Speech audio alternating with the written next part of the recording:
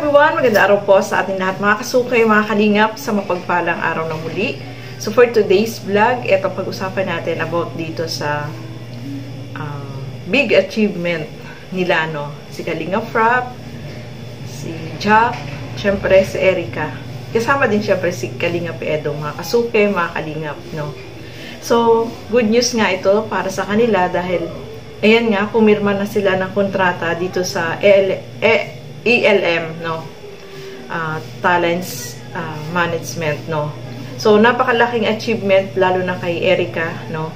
Dahil ito yung pinapangarap niya na maging model at maganda yung mga plano para sa kanya at malaking tulong ito para sa kanya ma-develop yung, syempre, yung kanyang personality, especially yung kanyang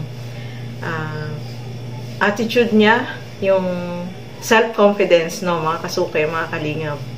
So, syempre, kapag isa kang model, dapat meron kang self-confidence, hindi ka mahiyain. Kasi, sabi nga, kaya nga, etong si Erica ay, yung attitude niya is type shy siya, mga kasukay, mga kalingap, at dapat yun ay matanggal para sa kanya, no. Matanggal niya yung ganong attitude niya na pagiging mahiyain, no? Kasi kapag ganyan, syempre maraming tao yung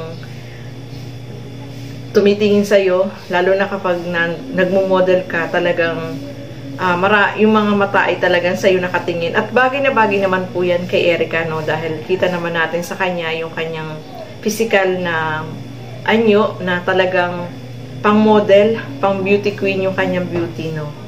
So, congratulations sa kanilang lahat sa pagiging, sila yung, na siya ng talent management ng ELM, mga kasukay, mga kalingap. So, eto, panoorin natin yung ginawa nilang photoshoot na talagang, kahit photoshoot lang, ay pinakilig tayo nila Kalingap Edo. Si Kalingap Edo, mga kasukay, mga kalingap, ay kasama ni Erica. Kapag may mga photoshoot, kasama din po. Hindi nga lang siya pumirma ng kontrata dahil, sabi nga niya is, yung self-confidence sa kanyang sarili ay, yung type niya kasi is mahihain po talaga siya, no? Pero kapag mga ganyan na mga photoshoot, ay okay naman sa kanya. Yung minsan yung mga nakilala mo sa kanya, ngayon na palagi mo siyang kasama, ano man yung panibagong na-discover mo sa kanya? Sa ugali niya, gano'n. Sa ugali niya, siguro,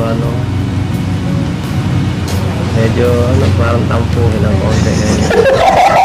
Nahirap eh. Na bro, na-booking na, may tampuhan na pala nangyayari. Siyempre, part naman yan.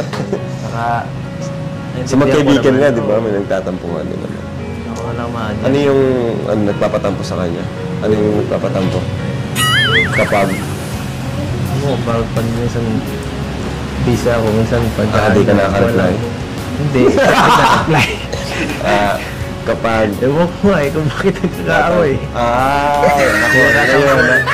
Welcome to the club. Welcome to the club. So, ayan mga kasukay, no, nakakatuwa naman, no. Ito ay big achievement talaga para kay Erica.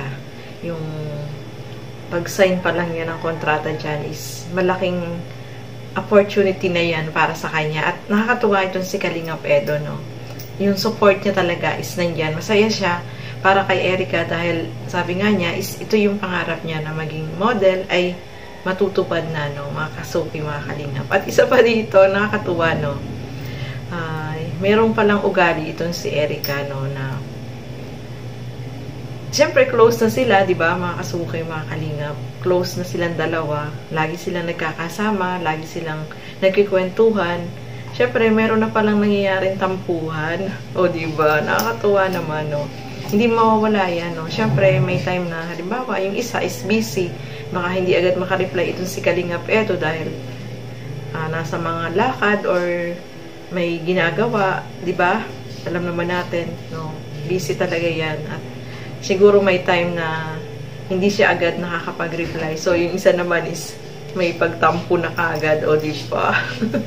So, ano lang yan, no? Mga tampo lang na, lang yan. Madali lang yan suyuin. At alam naman natin si Kalingap Edo is, yan, kapag mga ganyan, susuyuin niya kaagad, di ba? So, nakakatuwa lang na malaman natin na may mga ganito na palang nangyayari, no? Kaya nga sabi ni Kalinga Prab is, welcome to the club. Ganun talaga yung mga babae, no?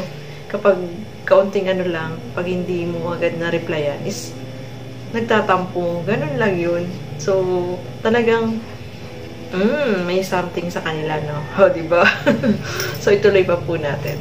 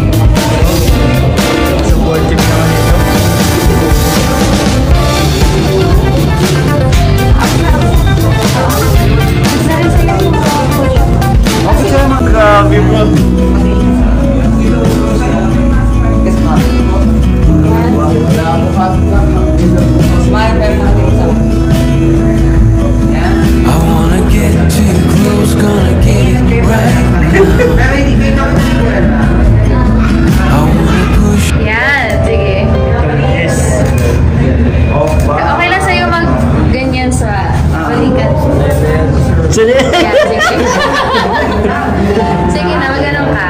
Gano'n ka sa balikan. Yan! Okay, 1, 2, 3. Sapa. 1, 2, 3. Ganyan lang kayo. 1, 2, 3. Tingnan mo din sa akin. Matala ako. Hindi, sige, 1, 2, 3. Go. Lagi mo Okay. Malumuha kahit minsan lang. Ano lang? 1, 2, 3. Babago araw man ay lumipas. Grabe, tamis. Ang ibang laman ang kapwa natin.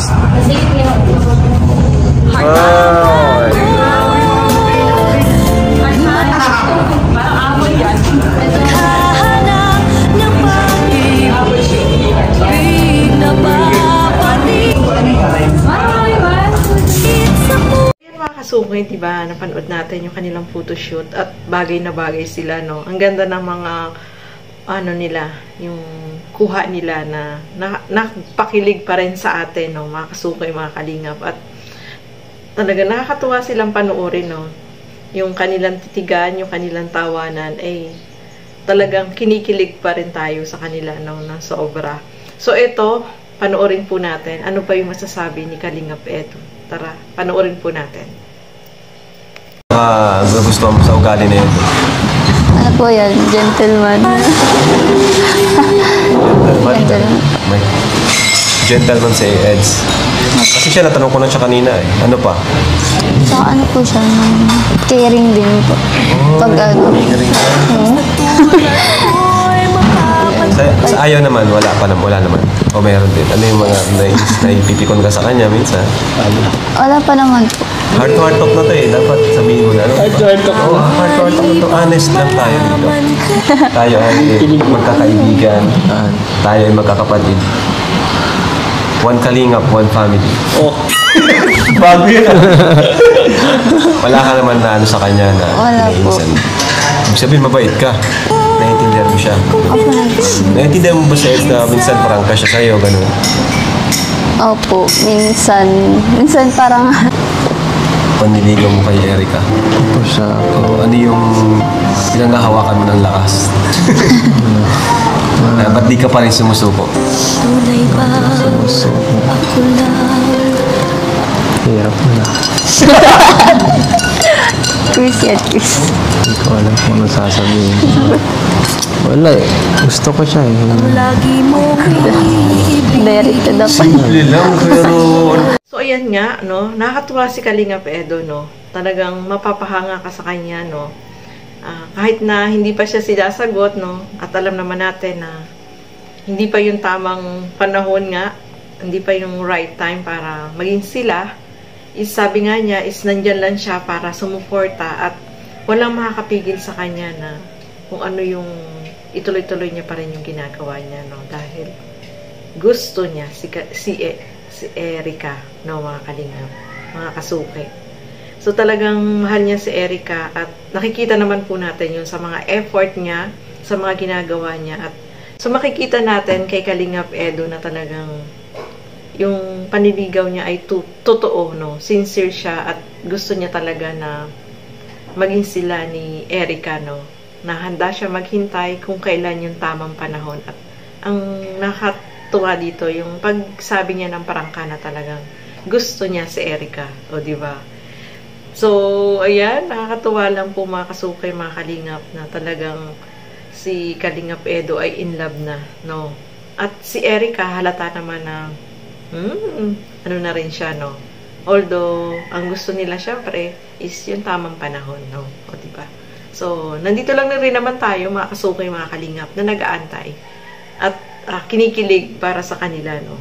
So, wish natin na maging happy silang dalawa, no? So, ayan, hanggang dito na lamang po muna. Maraming salamat po sa inyong panonood. At lagi po natin suportahan Bal Santos Matubang, Kalingap Rab, Ate Edna Vlogs, at yung aking YouTube channel, Gandang Emmy, sa mga hindi pa po nakapag-subscribe. Please subscribe and please hit the notification bell para lagi po kayong updated sa aking mga ina-upload na mga reaction video. Maraming salamat po at hanggang sa muli. Bye-bye!